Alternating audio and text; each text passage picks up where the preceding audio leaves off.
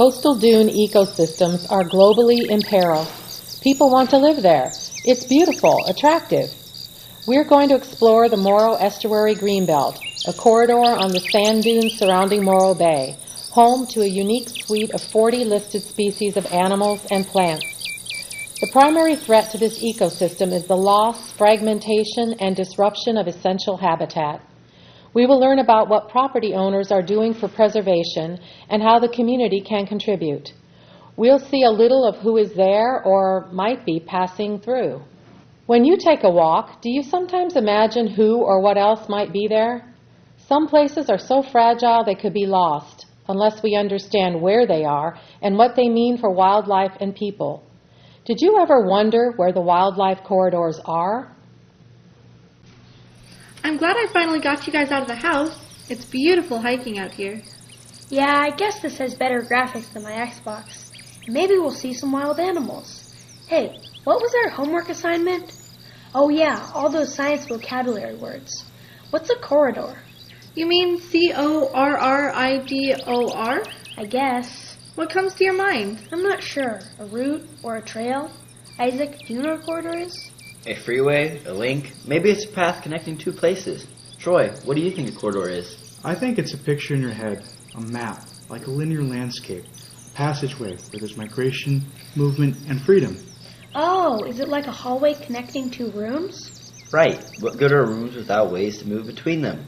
How long could we survive? I think you need the whole house to make it work. They might be strips of land that animals can use to get from one habitat to another, with cover for animals to live in and go between their homes. The habitats are like rooms in a house, and the corridors help animals move between them. Oh, I'm remembering now. And when a corridor becomes blocked, it's called fragmentation. Mom, do we have corridors in our neighborhood? Are we in one now?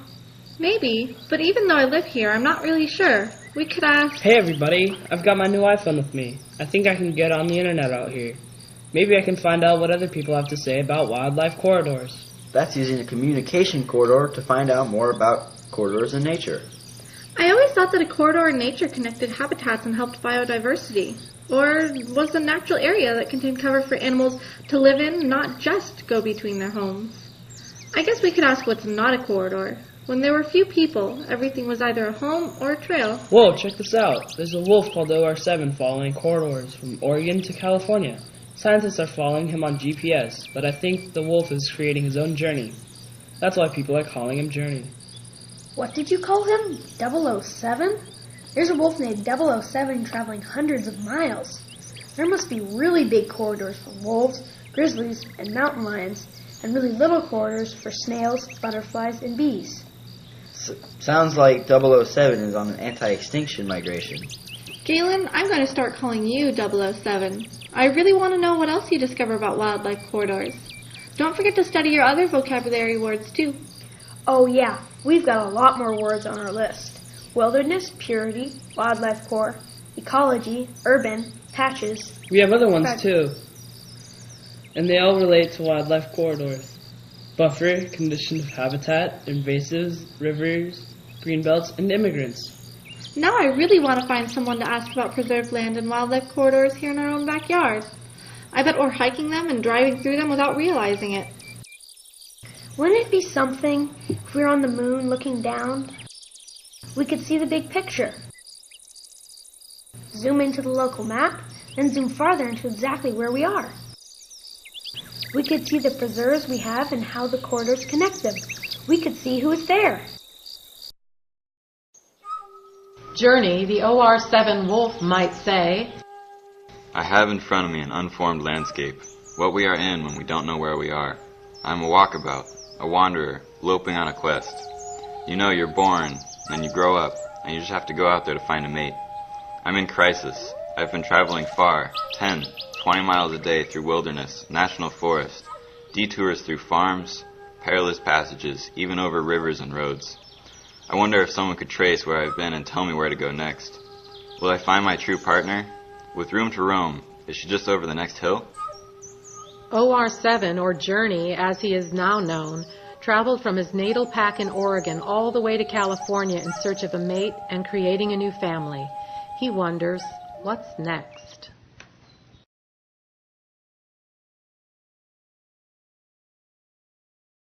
We're next. Hi, I'm Gregory Garindo. I'm Justin St. John. And I'm Madeleine Haim. We used to go to Los Osos Middle School. We started the Earth Club in 1999. We transitioned to the California Native Garden to the indigenous, native to the dunes around Morro Bay landscaping for the school's Growing Nature's Garden. We are back today to find out the current story of the Morro Estuary Greenbelt. Who is protecting the ecosystem, and how a wildlife corridor runs through it. Once this land was intact, unaltered by man, but as development clustered around the bay, a corridor was left as a kind of horseshoe shape, surrounding the more dense urban area. We are going to interview the private property owners in that corridor of coastal dunes and ask them what they own, what they are doing to protect their lands, and what they need from their community.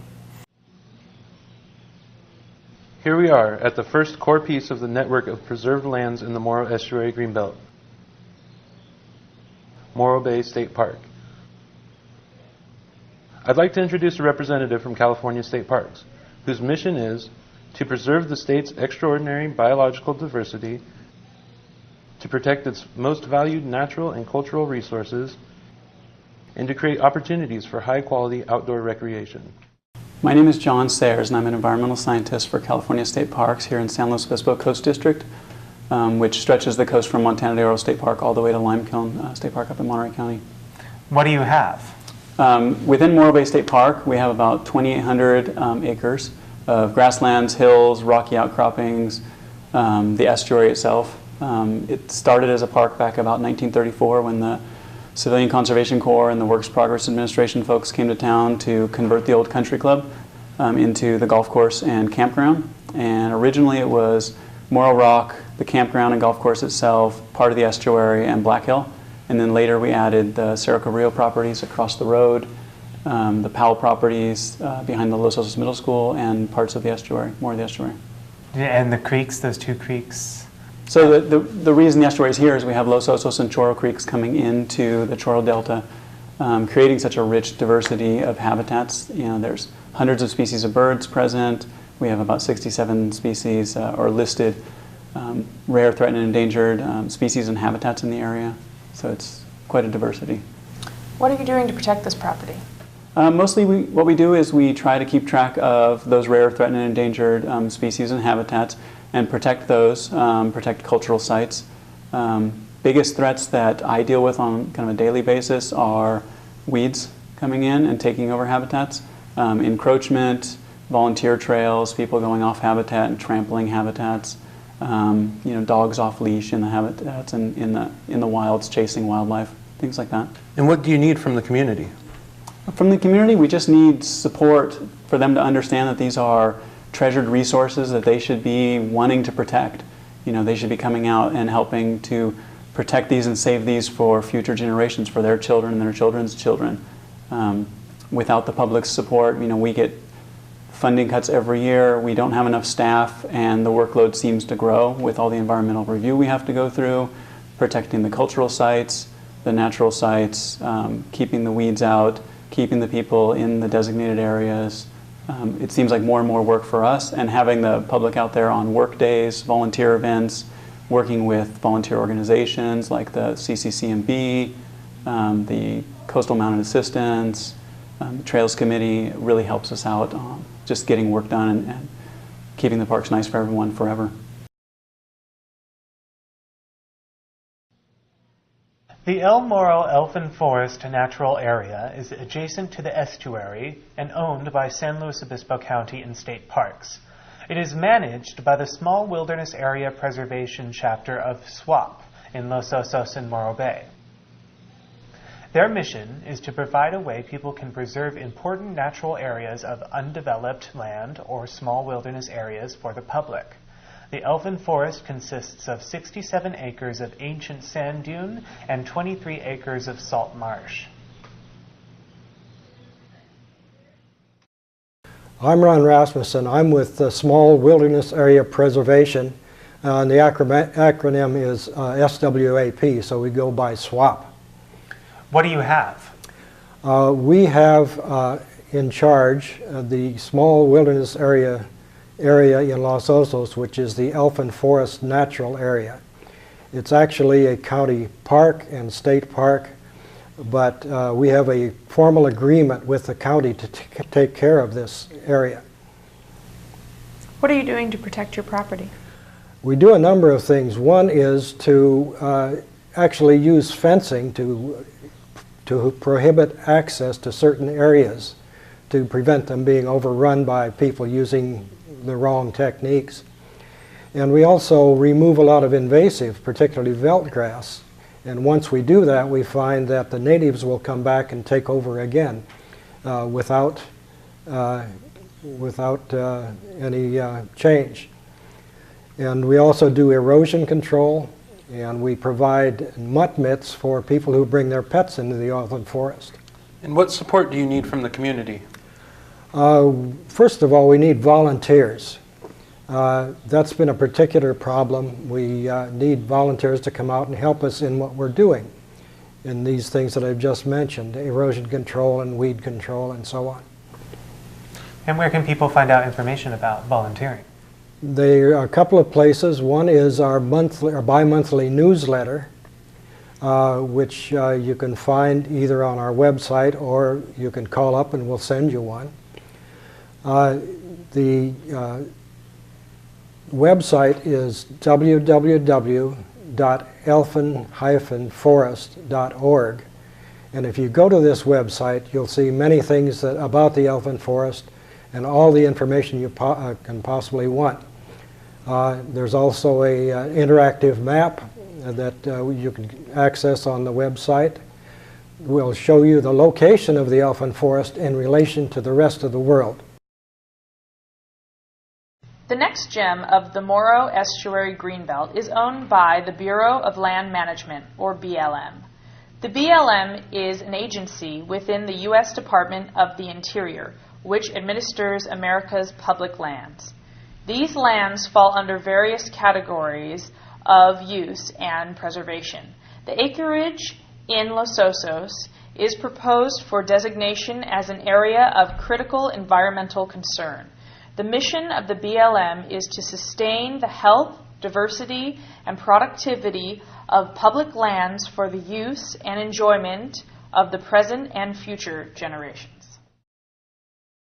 So hi, my name is Amy Kuritsubo, and I'm a wildlife biologist for the Bureau of Land Management out of the Bakersfield Field Office.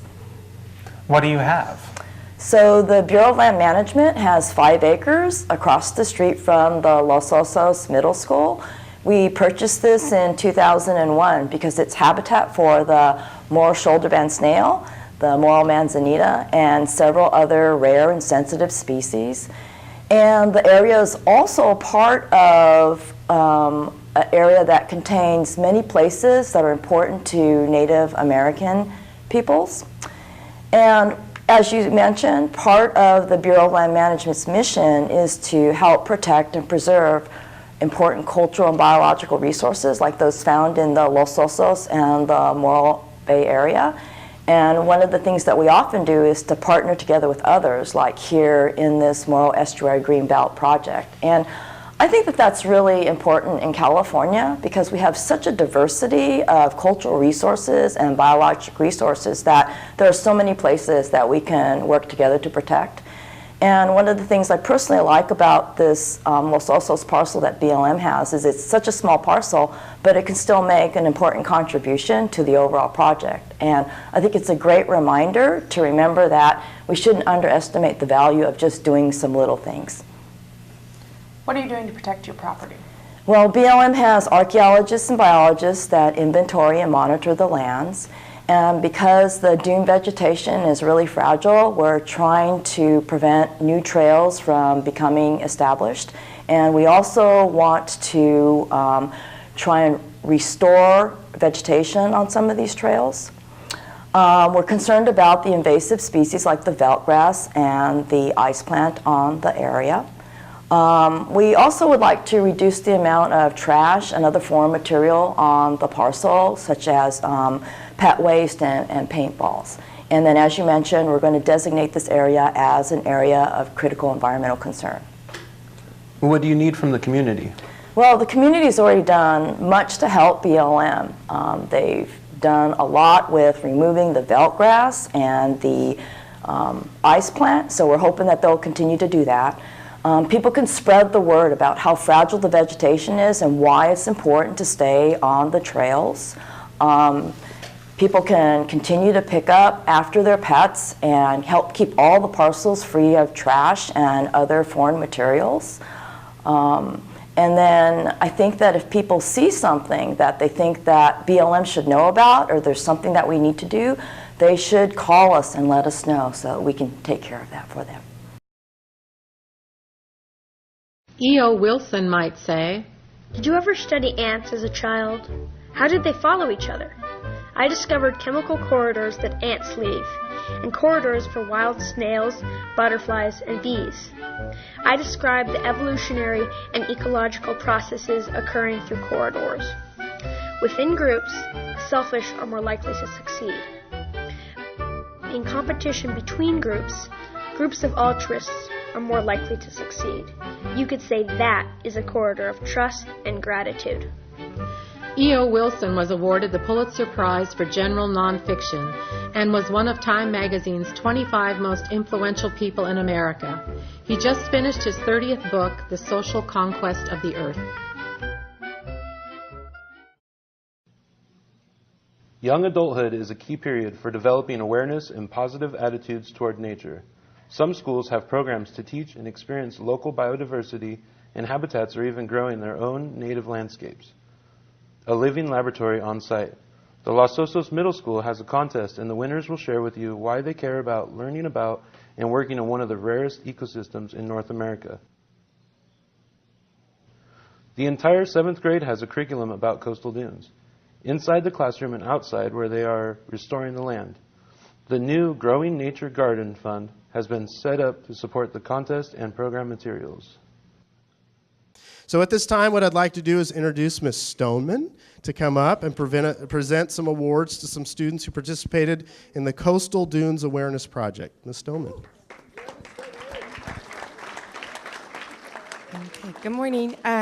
So everybody here has participated in making the Coastal Dune Project work through your science classes. How many people in here have participated in 7th grade science? You've done 7th grade science in here. You either this year you did it or last year you were a 7th grade science student. Okay, so all of you guys got an award for our school. And this started in 2000. The first year I started teaching, somebody said, hey, we're trying to buy a bunch of land around the school and around Los Osos and protect it. The bay was filling up. We were building a bunch of houses, and the bay was filling up, and it was smothering the fish, and we were having problems with the fisheries, and all the fishermen were upset. They were losing their businesses, and we thought, what can we do about this? So they started a fund to raise money and buy some of the properties around here. Right across the street, bordering our school, they said, we'll make a deal with you guys. If you teach the kids at the school about what's here, we'll give you a cheap price on this piece of property. And so we got the grant, we got the property, and for the last 12 years, 7th grade science classes have been learning about what's here. We have one of the most precious plant communities on the coast. It's called Coastal Dune Scrub, and it's basically a coastal desert, but the plants here are really special because they change the sand into soil that other plants can use to grow.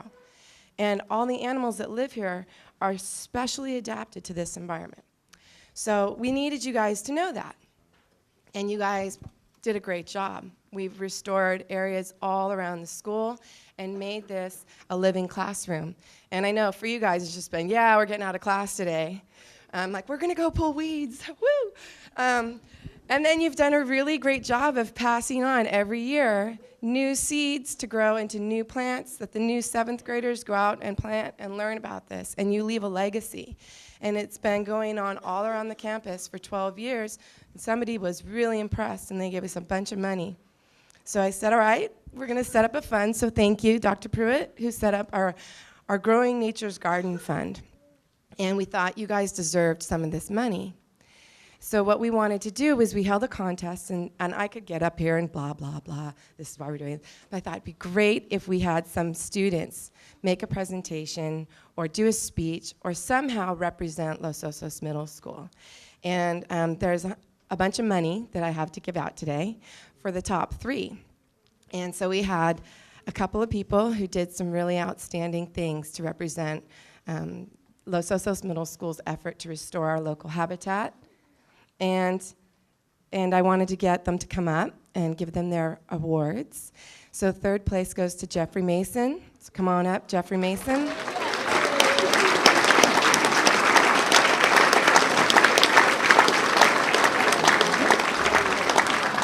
And I just want to say thank you for doing that. And you get some money. You want to check it out real quick? You get some cash for this. $25. Nice. Good job. 2nd place, we want to bring up Clay Gargiulo.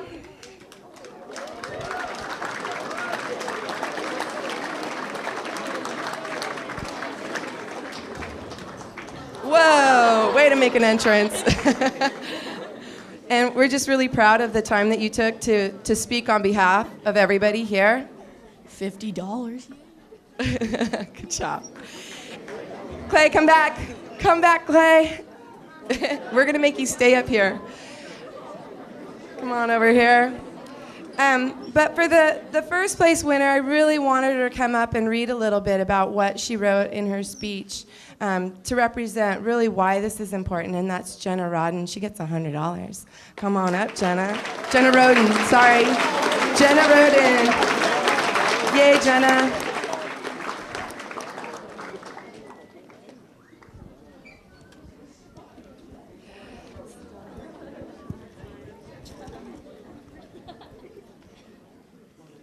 Congratulations, Jenna. And I would like for you to just read a little bit about what you wrote. Here you go. So, by landscaping the campus with native plants, LOM students have helped protect the habitat and restore it to its original form. Every year, new seeds are sowed for the following year, and the baby plants from the past year are planted all over the campus to bring beauty and help bring us closer to nature. Since development has wiped out much of the native habitat for local animals, and the animals need the native plants so they don't become extinct, we need the help of everyone in the community to create gardens that are full of native species in their own property. And then it skips down to another paragraph. Many people have already gotten involved in aiding the Partners for the Conservation of the Los Osos Coastal Dunes, but we still need more if we want to save the native species. If we don't want to see these plants and animals disappear forever, we have to do something to converse and restore that natural habitat for them so they have homes again. Thank you.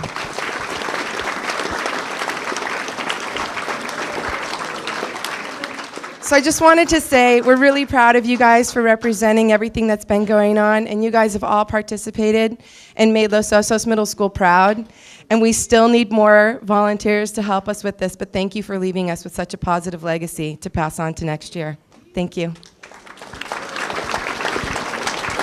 Good job, you guys.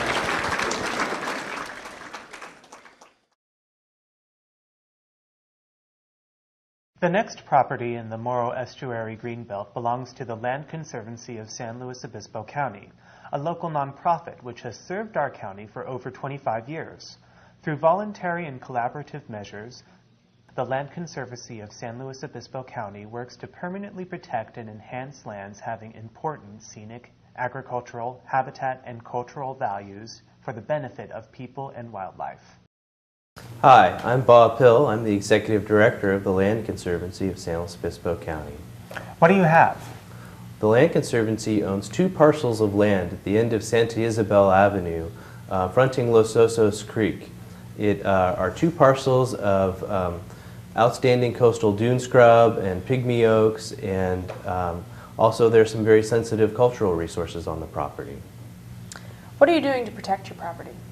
As a local land trust, our mission is to permanently protect and enhance lands, and so we're holding the property for conservation purposes in perpetuity. It will never be developed, and our goal is to steward that property and to provide outstanding care while it's under our watch. Over the long term, we will very likely transfer the property into the state park system for the public to enjoy. Do you have any invasive species being a problem in your... Yes, we do. As is common in much of the Los Osos area and the Sandy areas, we have a proliferation of the invasive veldtgrass on our property.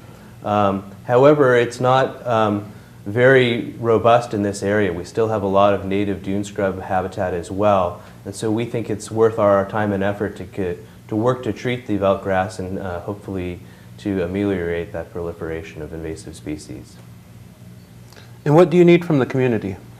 We would appreciate the community being our eyes and ears on the land, the people who are there every day using the property, seeing the property, to help us understand if there are activities occurring there that might be harmful to the resources, such as illegal dumping, trespassing, off-road vehicle use, dirt bikes, that kind of thing. So we want to make sure that our neighbors are helping us to steward and care for the property. And they can always be in touch with us if they see something that looks like it's not right and might be harmful. How can they get in touch with you? Our contact information at the office is 805-544-9096. Our office is in downtown San Luis Obispo. Our website is www.lcslo.org. Wangari Maathai might have said, I love trees. I loved to play in them by the stream as a child.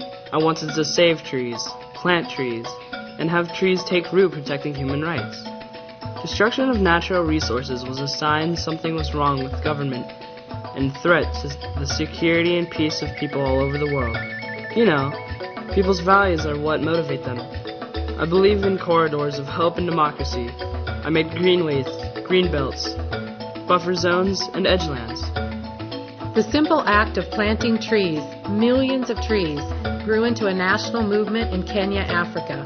Wangari Maathai won the Nobel Peace Prize. The next property is jointly managed. The Natural Resource Conservation Service mission is to provide conservation leadership to landowners throughout the U.S. as a part of the Department of Agriculture. And the Coastal San Luis Resource Conservation District is a local and non-regulatory California group. Both easement holders help implement best management practices for sustainability of agricultural land, water quality, and wildlife habitat. They want to stop sediment from filling up Morro Bay and Los Osos Creek, which harms steelhead trout. I'm Margie Lindquist, and I am the District Conservationist for the Natural Resources Conservation Service here in San Luis Obispo County. And my name is Linda Chipping, and I am a director on the Coastal San Luis Resource Conservation District Board. What do you have? We have programs that assist landowners putting easements on property, in this case wetland reserve program easements, and they help landowners achieve goals on their property of water quality and wildlife habitat improvement, and specifically in this case, keeping sediment out of Morro Bay. And we likewise have easements on property that other people own. We also own property that we are protecting. The property that we own, we usually have a management plan, and we follow that guideline to keep it in good shape. What are you doing to protect your property? The property isn't really ours to protect. We are an agency that provides assistance to landowner through our programs. So our main function is to make the landowner aware of the program, to describe how it might benefit them in their particular situation, and help them implement the program on their property. We have a memorandum of understanding with the Natural Resource Conservation Service, and we coordinate very much the same type of activities as they do. And what do you need from the community? I think what we would like the community to understand and appreciate is the fact that these programs do exist, that they assist landowners right here in their own backyard. And these are federal programs, state programs, local programs, and a really important function is that of the RCD, someone to put all of it together and be the coordinator to make the program go forward. And I would like the public to know that this natural landscape is very dynamic and is constantly changing, and that we as humans do impact it in the way we work and live, and that it's important for them to remember that natural lands need to be watched and need to be cared for because of our impacts. Another state park property is the Los Osos Oaks State Natural Reserve. It encompasses 90 acres of ancient sand dune once home to the Chumash Native Americans. State park properties fall into several categories. The natural reserves are areas with outstanding natural or scenic characteristics. They preserve ecological associations, unique flora or fauna, geological features, and scenic qualities. They are kept as nearly as possible in their natural state. Established in 1972, the Oaks Reserve was saved from development by Emily Polk, Ansel Adams, Margaret Owings, Dart Industries Incorporated, Small Wilderness Area Preservation, and the Federal Land and Water Conservation Fund. My name is Ruvashana. I'm a state park interpreter. I'm the manager at the Morro Bay Museum of Natural History.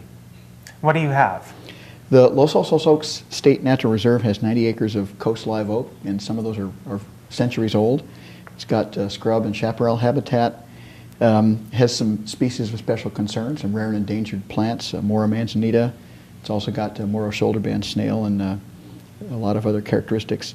It's important because it's upland and not contiguous with the bay, so it's a significant habitat for birds and wildlife that are moving through, including the woodland habitat and riparian and associated habitats there. I would like to read the mission statement of California State Parks.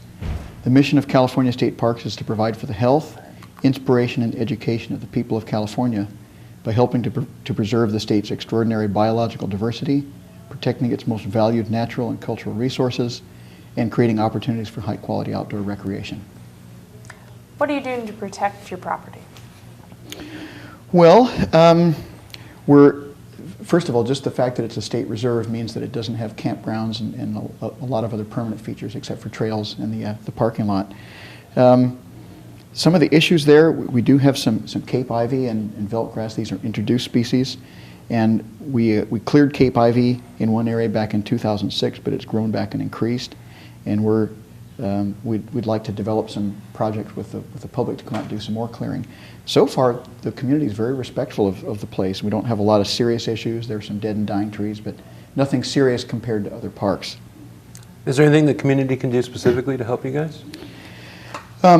Absolutely. You know, we do have ongoing volunteer programs.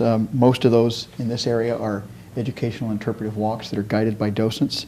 We have a trail crew, but a lot of their work is in other parks. But you know, if the public just remembers that everything is protected, and if they remember not to pick anything, gather or collect, and I'd like to encourage people to bring a trash bag and pick up litter they find on the trail and in the parking lot. It's just something I do when I go there. We don't have a management fund that people can donate to, but people can contribute to a Central Coast State Parks Association. Emily Polk might say, I believed people could swap some luxuries for a share in saving wild areas that were in danger of being developed. Those areas that continue to be wild, you know. A gift of nature is an imperishable gift, never broken, torn, lost, or worn. The gift that given once is given forever. I wanted preserves, core and protected areas, adequate reserve systems. They are the crown jewels, feeding, watering, and breeding places. Places people love. Emily Polk saved fast disappearing wild areas and created 13 small wilderness area preserves. The California Department of Fish and Game owns several parcels in the Morro Estuary Greenbelt, including the Morro Dunes Ecological Reserve, a core anchor of habitat for the entire ecosystem. The mission of the Department of Fish and Game is to manage California's diverse fish, wildlife, and plant resources. This includes protection to ensure the survival of all species and their natural communities upon which they depend, for their intrinsic and ecological values, and for the use and enjoyment by the public. Fish and Game also manages the Morro Bay Wildlife Area on the estuary and the ecological reserve on Morro Rock. Hi, I'm Bob Stafford with the California Department of Fish and Game. I'm an environmental scientist with the department, and I cover San Luis Obispo County, all of our lands, as well as all of our wildlife issues. What do you have? We have about 286 acres in the Greenbelt area. We started our first acquisitions in 1978, where we got 50 acres adjacent to Montana de Oro State Park, primarily for Morro Bay kangaroo rat. We updated that with acquisitions in 2001, and then again in 2004 with the Bayview piece, which is one piece that is talked about quite a bit. It's the biggest piece that was left at the time we made the acquisition within the Greenbelt, and it connects the Montana de Oro to Los Osos Oaks Reserve, and again, it's that largest piece of the property.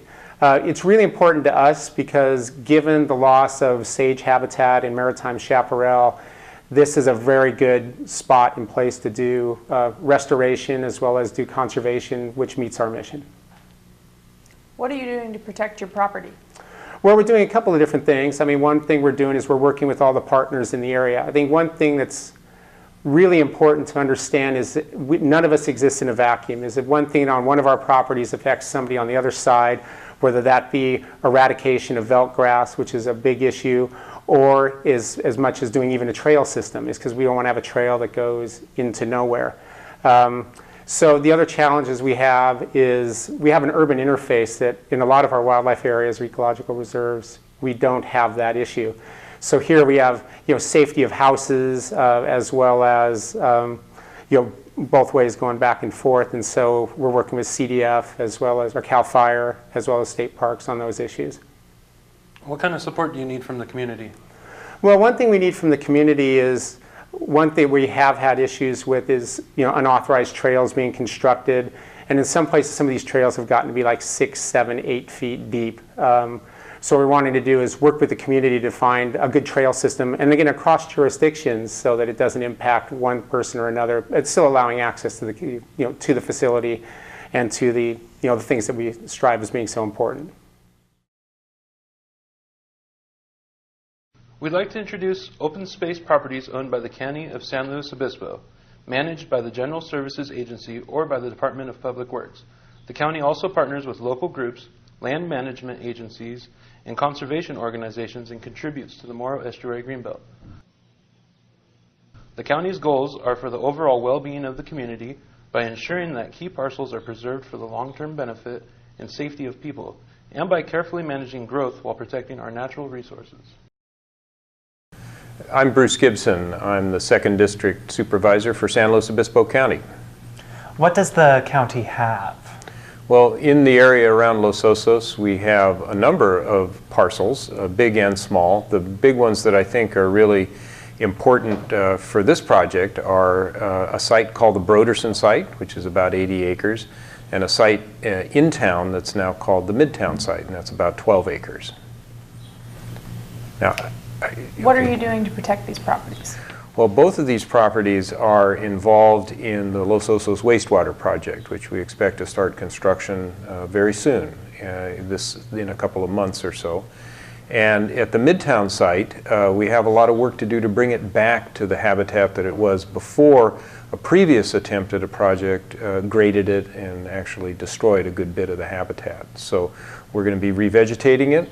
Before we do that, we're actually going to be regrading it so that it has more natural contours. Up on the Broderson site, which is 80 acres on the edge of town and butts up against some of the open space that's already there, we actually have to install one of the facilities for the wastewater project, which is a leach field.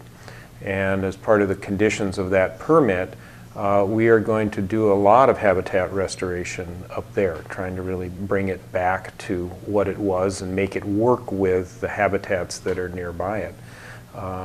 Both of the properties at Midtown and at Broderson are going to be preserved with long-term agreements that are going to keep them in their pristine habitat state for as long as we're operating the project.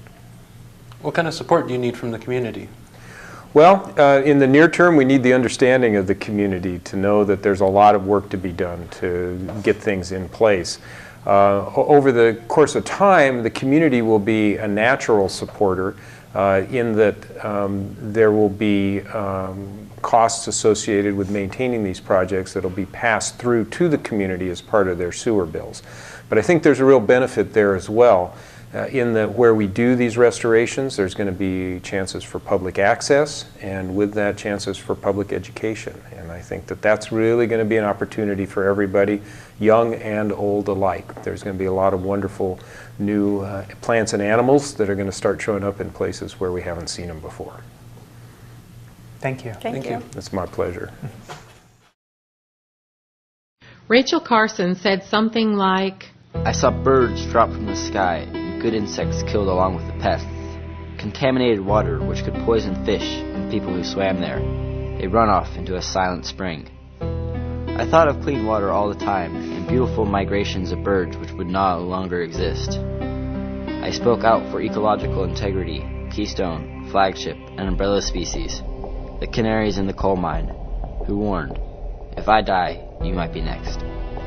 Rachel Carson wrote Silent Spring, which warned of the unintended consequences the use of chemicals had on water, birds, insects, and people.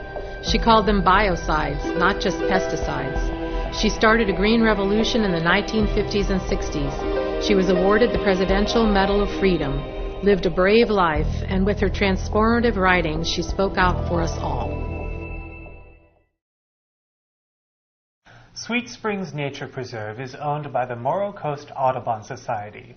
It also is a program of important bird areas, a global effort to identify and conserve areas that are vital to birds. Audubon's mission is to conserve and restore natural ecosystems, focusing on birds, other wildlife, and their habitats for the benefit of humanity and the Earth's biological diversity. The local chapter's land policy promotes the appreciation, conservation, and restoration of ecosystems in San Luis Obispo County. Hi, I'm Jennifer Moonjin, the president of Morro Coast Audubon Society. What do you have? We have a number of properties in Los Osos. The most well-used and extensively managed is at Sweet Springs, and we have 32 acres there, 24 of which were acquired in 1992 from the Coastal Conservancy, and an additional 8 that were acquired in 2008, and which we hope to open in the near future when we get through the county process. We have a number of sensitive species on the property, including two federally listed plants, one of which only occurs naturally in Morro Bay any longer. And we have some wildlife that is also sensitive. The federally endangered Morro Band shoulder snail, the southwestern pond turtle, California red-legged frogs, and monarch butterflies. In general, though, the area is just an extensive wildlife refuge area for the wildlife on Morro Bay. What are you doing to protect your property? Well, we are focused on our mission, which is to restore and appreciate natural habitats, native natural habitats in and around San Luis County, and particularly in Morro Bay.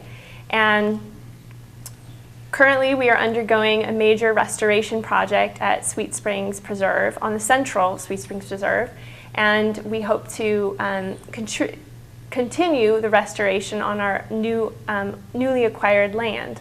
And that involves a lot of invasive vegetation removal and then additional native plantings. And we continue to build infrastructure at Sweet Springs and to provide the best and most natural enjoyment for the community there. We do have some vandalism, and we do have just in general public use issues that we work on daily, but we continue to address those issues in the most context-sensitive way possible. What kind of support can the community offer? The community is wonderful, and they volunteer often on our restoration parties the second Saturday of every month. And that involves removing invasive weeds and vegetation and putting in native vegetation. And that includes watering and mulching. We also ask the community respect and appreciate the preserve by picking up their litter, picking up after their dogs, and staying on the trails. As many know, it's a very expensive endeavor to have the preserve and to have it open to the community, so we appreciate any financial contributions that you can do for us to upkeep the preserve. We also have a special Sweet Springs Fund that they can donate to directly. Our Morrow Estuary Greenbelt Wildlife Corridor ends in the anchor of this globally imperiled coastal dune ecosystem, Montana de Oro.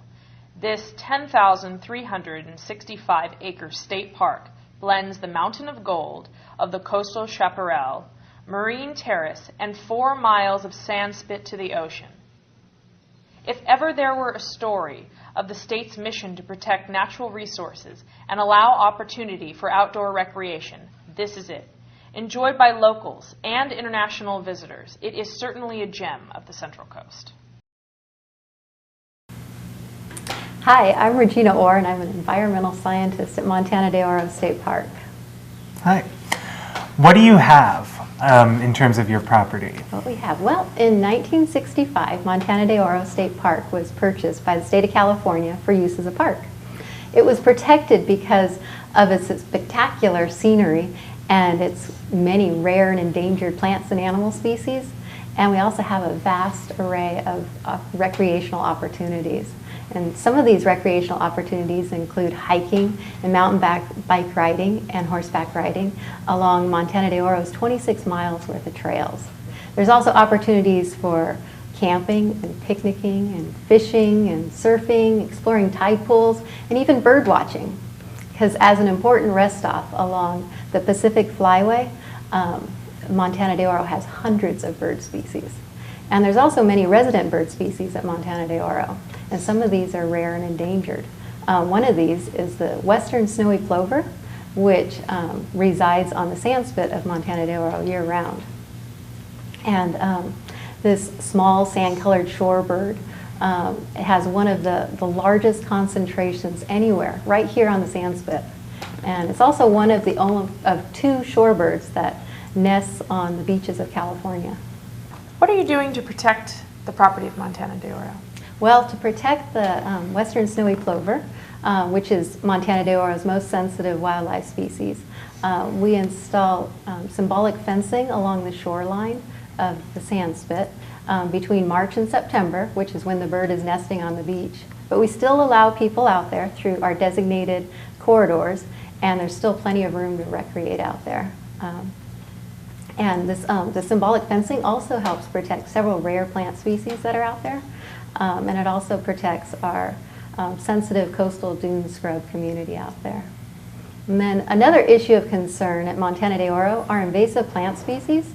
And one of our main invasive plant species out there is the eucalyptus, which was planted in 1908 by Alexander Hazard for lumber.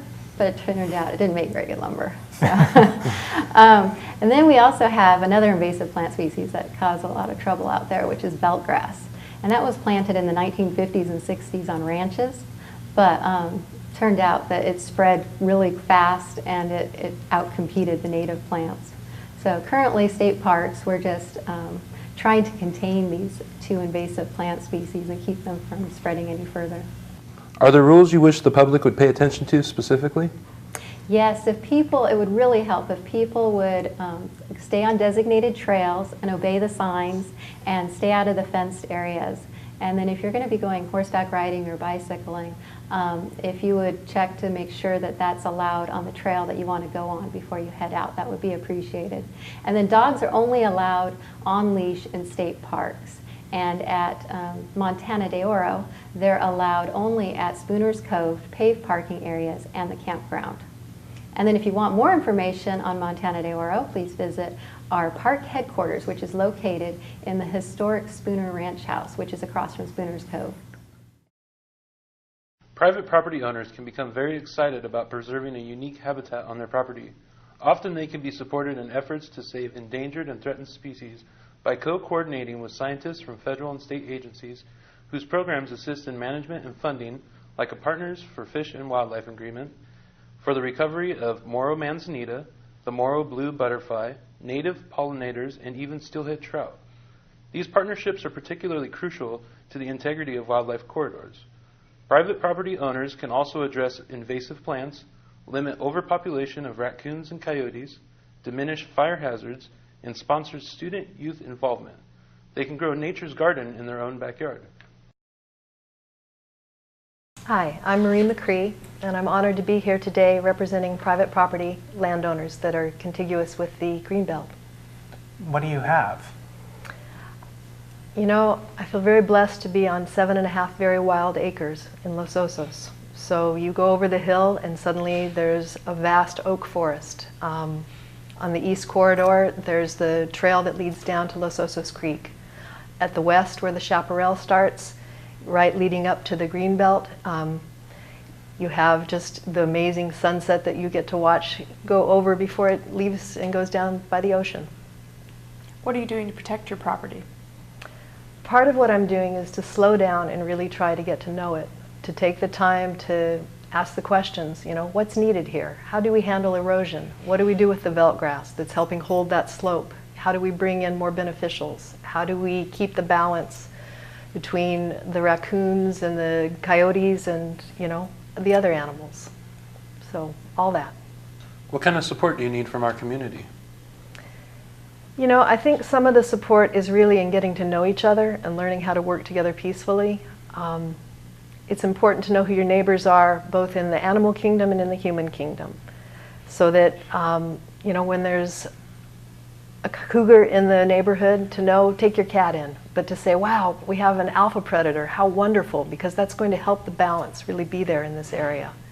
I work with a nonprofit outside now that tries each day to help kids really connect deeply with nature and to learn to tend the wild, to learn what that means so that we can have, you know, ways of living that really bring balance back to this earth. There are political and planning layers over our preserves, parks, forests, and the corridors running through them. We need connectivity of our government agencies, elected representatives, nonprofits, ecologists, and economists to find common ground for improving management of the life-sustaining environment around us. It is trust and a common vision that provides the glue for collaboration. In 2000, the Partners for the Conservation of the Los Osos Coastal Dunes received the Vice Presidential Coastal America Award. Al Gore wrote a letter of congratulations for outstanding team efforts and said, "The partners brought together federal, state, and local governments along with outside organizations and industry in a cooperative effort to preserve and restore a globally rare combination of coastal dune scrub, maritime chaparral, and wetlands ecosystems. By preserving and restoring critical habitat, the Partnership for the Los Osos Dunes is contributing to the recovery of 11 endangered and threatened species, including the southern sea otter and the American peregrine falcon. Such an approach exemplifies the administration's goals of reinventing government, encouraging partnerships, and better addressing the environmental and economic needs of the country. Please accept my best wishes and hopes for your continued success." To paraphrase George Schaller, connecting the gems of the landscape, we combine science, love of nature, maps, and an understanding of what is at risk. What do you see from where you are? Forests with gorillas in Africa and pandas in China? Arctic indigenous hunters traversing the corridors of climate melt? Fish passages of salmon from the tips of watersheds to the wide seas and back?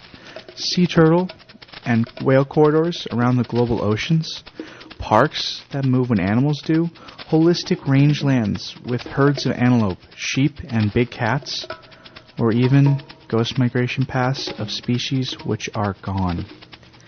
George Schaller's work has resulted in protection of over 20 parks and reserves worldwide, including the Arctic National Wildlife Refuge and the Changtang Nature Reserve.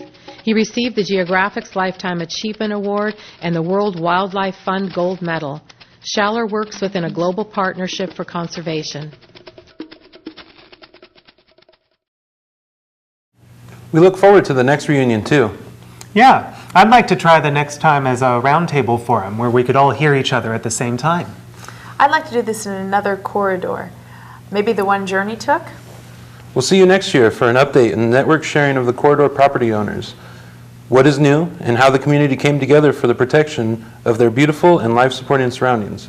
All it takes is one to start the journey. Yes, here's Journey again. You know, it looks like people may tend to think of land as either protected or totally destroyed, but there's a range of opportunities in between. I wonder where the trail I'm on connects to the other Wildway corridors. All these property owners figured out how they are neighbors. I can find passage too, connecting the core preserves with room to roam. For all us trekkers, we need to figure this out together, crossing to safety. This was a great hike. Yeah, I got a picture in my head now, a template I can paint like a map. Anywhere I go, I can start to piece together a wildlife corridor. I can see where the core preserves are, and I've got the next vocabulary list. Priorities, imminent jeopardy, and greatest biodiversity, pristine condition, and the economics of funds, I think. Adjacent to protected lands, wildlife bridges, preserves. And probably more. Restoration, leave no trace, consequences, and what's this Anthropocene? If Journey, OR7, can connect the gems, we can too. I'm wondering what Mr. 007, that is, Journey, is doing now. You mean the wolf or you? You never know what you're going to find in a living corridor. Oh, what's this? A wolf track? We've made quite a few passages through corridors within ourselves, in our minds, in our hearts, and through our local area. And so now, what do you think of when you imagine Wildlife Corridor Partners?